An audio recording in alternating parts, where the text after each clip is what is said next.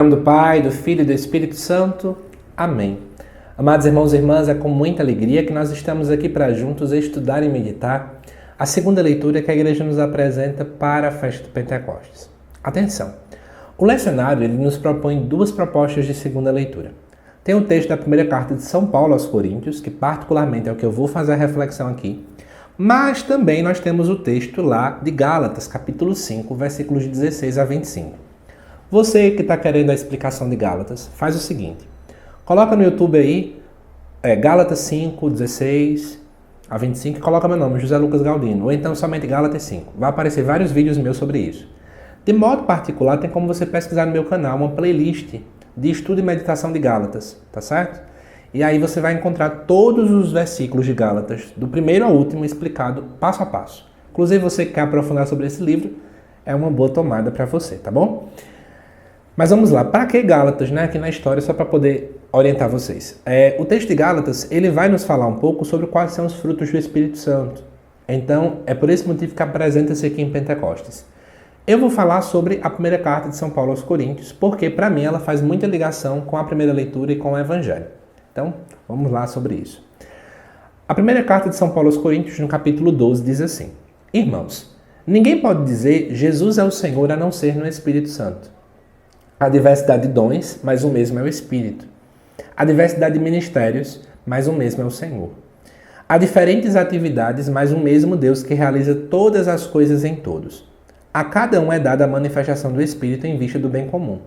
Como o corpo é um, embora tenha muitos membros, e como todos os membros do corpo, embora sejam muitos, formam um só corpo, assim também acontece com Cristo.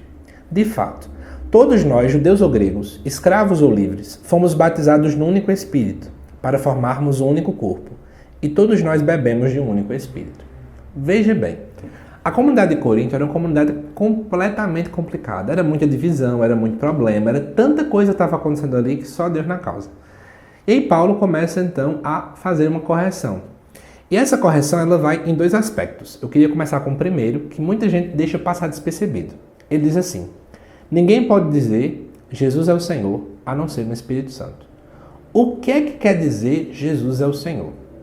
Eu sei, muita gente acha que dizer Jesus é o Senhor é declarar o senhorio dele na nossa vida. Também é. Mas vamos voltar no tempo e entender o que é que essa expressão quer dizer. Jesus é o Senhor, quer dizer, Jesus é o Kyrios. E o que é que quer dizer Kyrios? Por um lado, quer dizer imperador. Era assim que era utilizada a expressão para o imperador naquele tempo. Então, é dizer, Jesus manda em mim, Jesus ordena a minha vida, Jesus é quem comanda. Mas o foco principal não era esse. É porque a palavra Kyrios só era usada para Deus. Em outras palavras, Paulo está querendo dizer assim: só é possível dizer, acreditar, ter fé, declarar e anunciar num momento de evangelização que Jesus é de fato Deus, se for pela ação do Espírito Santo. Ou seja, só é possível ser um cristão de verdade. Então, um cristão é aquele que acredita que Cristo é Deus. Ele não é uma pessoa qualquer, se for pela ação do Espírito Santo. Só é possível acreditar que foi Deus mesmo quem estava na cruz, morrendo por nós, que é o próprio Deus que se encarna no ventre da Virgem Maria, se for pela ação do Espírito Santo. E aí isso é importante, gente. E agora eu falo aqui no aspecto da teologia. Tem muita gente aí querendo saber teologia, estudar bem o catecismo, saber todos os documentos, ter muita formação, ter tudo. E que bom, como eu fico feliz, é uma bênção. Mas só é possível tudo isso se for pela ação do Espírito Santo de Deus. Quer saber muito?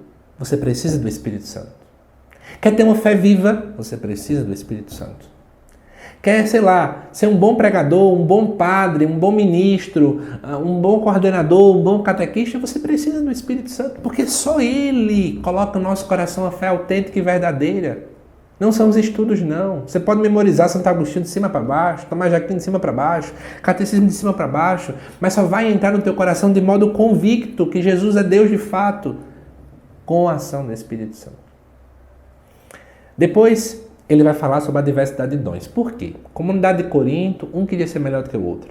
Ele vai dizer, olha, existem de fato diversos dons, é uma grande verdade, mas quem dá é o mesmo Espírito. Então, antes de ficar exaltando o ministério de um e de outro, exalta aquele que deu esse dom, que é o Espírito Santo. Por isso que às vezes eu sou taxado de chato pelas pessoas próximas, quando eu fico reclamando das pessoas que ficam exaltando A, B, C e D. Ah, é porque é o padre fulano e tal, ah, porque é o pregador fulano e tal, é porque é o cantor fulano e tal, então bora lotar aquela cidade, bora lotar aquele show, bora lotar aquilo outro.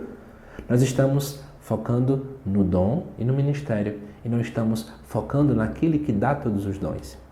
Então você vê às vezes uma paróquia que lota com o show de alguém, mas se esvazia numa adoração eucarística, mas se esvazia numa missa, mas se esvazia diante de qualquer outra realidade.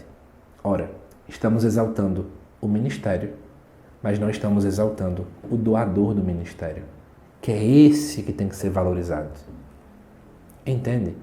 Não estou querendo dizer que você não vai prestigiar um show disso e daquilo outro, mas só faça isso se você, antes de qualquer coisa, você exalta aquele que dá todos os dons. Sabe? Senão a gente está trocando uma coisa pela outra e não faz o menor sentido. E aí depois vai dizer, não é? Existem diversos ministérios, mas um só é o Deus. Diversas atividades, mas um só Deus. A cada um recebe em vista do bem comum, ou seja, cada um recebe um dom. E está tudo bem, é o mesmo Deus que dá, né? E é preciso compreender que tem muitos membros e que cada membro tem sua função, cada membro vai ter a sua realidade. E depois Paulo, para terminar, ele vai justificar, falando das diversas diferenças. Judeu e grego, escravo e livre, todo mundo foi batizado no mesmo Espírito, para formar um único corpo e para beber no mesmo Espírito. Amados irmãos e irmãs, por isso que agora eu retomo. Lembra da primeira leitura? Lembra do Evangelho? Tudo fala sobre unidade. Porque a nossa igreja tem que começar a entender isso. Tá bom, existem diversos ministérios, diversos dons, diversos talentos, diversas pastorais, mas é o mesmo Espírito. Então é por isso que nós conseguimos fazer ações conjuntas. E aí por isso que eu sou tão apaixonado pela teologia eucarística. E é com isso que eu finalizo o vídeo. Na fila da Eucaristia, vai todo mundo. Todos comungamos do mesmo pão, sabe? Todos comungamos do mesmo corpo, do mesmo sangue. Porque independentemente se eu sou padre, se eu sou leigo, se eu sou homem, se eu sou mulher, se eu sou catequista ou não, nós todos somos batizados no mesmo Espírito e somos guiados pelo mesmo Espírito. A fila da Eucaristia é uma das manifestações mais claras dessa unidade aqui. Poderíamos dizer então que está aí mais uma verdade, né? Mais um fato que demonstra a unidade dentro da diversidade, dentro da nossa igreja. Então, espero que tenha ajudado você aí no seu estudo desta segunda leitura, tá bom? Você que não é inscrito, se inscreva no canal e compartilhe esse vídeo aí com mais pessoas. Que Deus te abençoe, amado irmão e irmã. Te aguardo nos próximos vídeos aqui do canal. Até mais.